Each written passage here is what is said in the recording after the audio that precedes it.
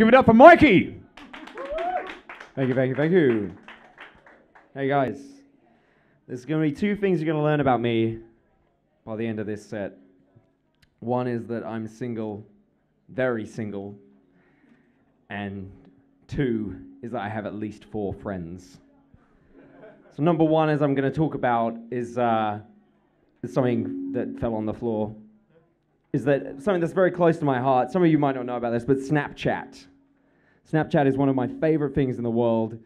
It's basically, you send a picture of something and one of your friends gets to see it for about 10 seconds. It's the equivalent of running up to a friend in the street, screaming in their face, and then running away. And it's used all over the world for basically people to show naked photos of each other. But I only ever seem to get pictures of my friend, one friend, from Canada. His name is Eric.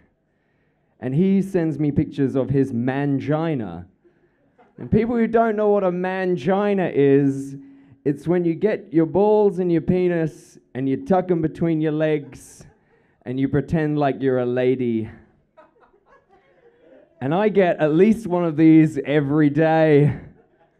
And I send him one at least once a day. But I also like to send him what I like to call a behind-the-scenes mangina, which is basically the front of the mangina, but I like to turn it around. It's like when you've got too many people in a car and they're kind of crushed up against the window and there's just not enough room for anyone. Now, friend number 2 has just got back from a gap year in Africa, helping build schools or whatever they feel like to make them feel less middle class. Now, they're bloody middle class with their money to go to Africa. But apparently all the Africans now have smartphones. They've all got iPhones, Blackberries, everything. It's crazy. And the weird thing is they've all got Facebook and Twitter, Instagram. And so I looked at some of these photos and, you know, I post on Instagram like pictures of my coffee and pictures of my food. The Africans do the same. I thought they posted a picture of their coffee. It was more just the water. And the food they're posting, it was just 4 grains of rice. It was #food porn. I thought it was in sepia, which was an effect you can add to Instagram.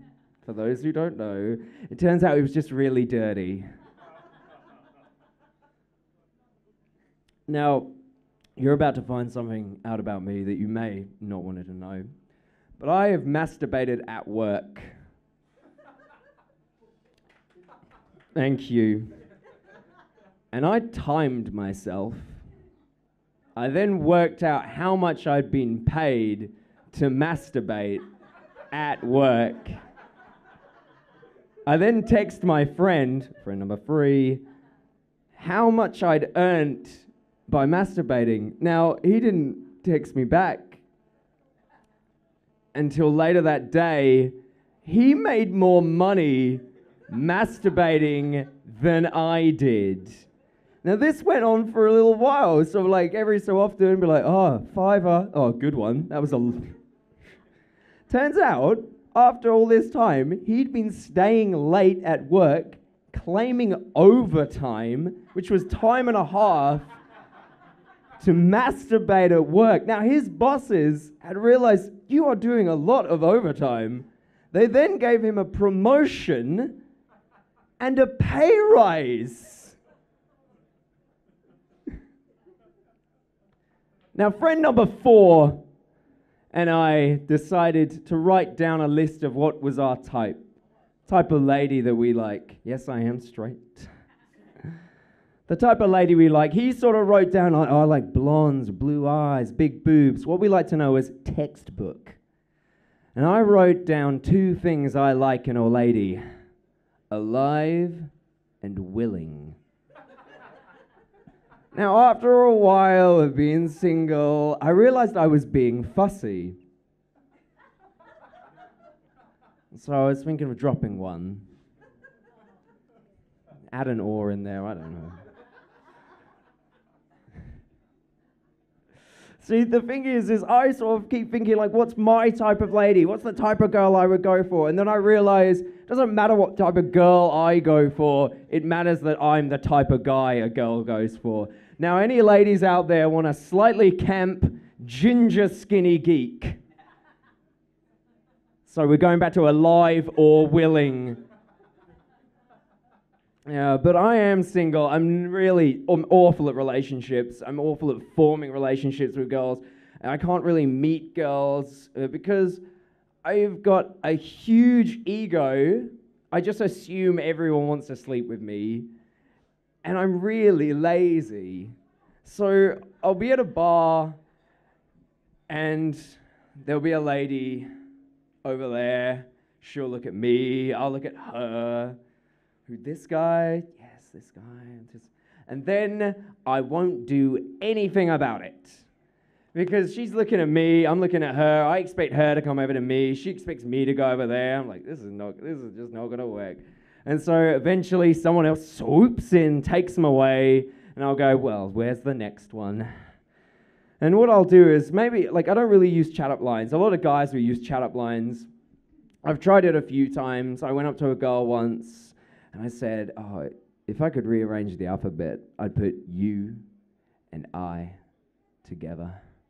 She was dyslexic, so she didn't really know what was going on. And one time I went up to a girl and I said, do you know how much a polar bear weighs? Who knows the end of this chat-up line? Enough to break the ice. Right? Come on. We love it, right? And then turns out she was an environmentalist and starts telling me why it's my fault that the polar bear broke through the ice because of global warming. And this is going on, and I'm thinking, well, at least she's talking to me. So this is nice. And then later, it turns out that she has a partner. And I don't know when we stopped calling, like, boyfriends and girlfriends and used the partner. I mean, I don't mind if someone's a lesbian, but I just like to know, are you a lesbian? Do you have a girlfriend or do you have a boyfriend? Come on. I'm just getting a quick sip. I'm getting a little dry. So, last joke of the night. So, everyone's having a couple of drinks tonight, I'm assuming. Yes, I am. And when it gets to a point in the night, you sort of forget about being hygienic. You know, normal day-to-day life, you go to the bathroom, you wash your hands, you use soap, and you dry your hands. A couple of drinks down the line, you stop drying your hands with a hand dryer, and you realize, I am a walking towel. See, what you can use is you can see how drunk someone is by, it's like trees, it lines in a tree, how old a tree is, how drunk is someone, is how far down the wet marks go down their trousers. Now, see, I realized this trick, and I started wearing t-shirts under my shirt, and I just wipe under there, or just wear really thick socks and use them like towels. But, it just keeps going, and then eventually you sort of stop using soap, and it's like, oh, I don't need soap, I'll just dap down, and again, I'm still this magic towel, and it just keeps going, and keeps going, and then eventually, you just go, fuck it. I don't even need to wash my hands. There's a girl out there, I've got a really good chat-up line I'd like to use on her, so I'm not going to bother washing my hands. Except, I will wash my hands twice as much if there's a Dyson Airblade. I fucking love those things. I want to fuck one, seriously. I'd put my dick in it, it'd be like... Oh, God, those bad boys. Oh, like, seriously, who doesn't wash their hands twice as much when they use those? Now, the police are going to start using this, not the Dyson Airblade. That would be weird. The police are going to start using this as a scheme to catch drunk drivers. So what they're going to do is they're going to pull people over and say, excuse me, sir, can you piss in this cup? I'm sure they're not going to use the word piss, but can you piss in this cup? So you piss in the cup. And they go, "Sir, would you like to wash your hands?" No. They may not be drunk, but at least gets the dirty fuckers off the street. Thank you, everyone. I've been Mikey James Cohen. Thank you very much.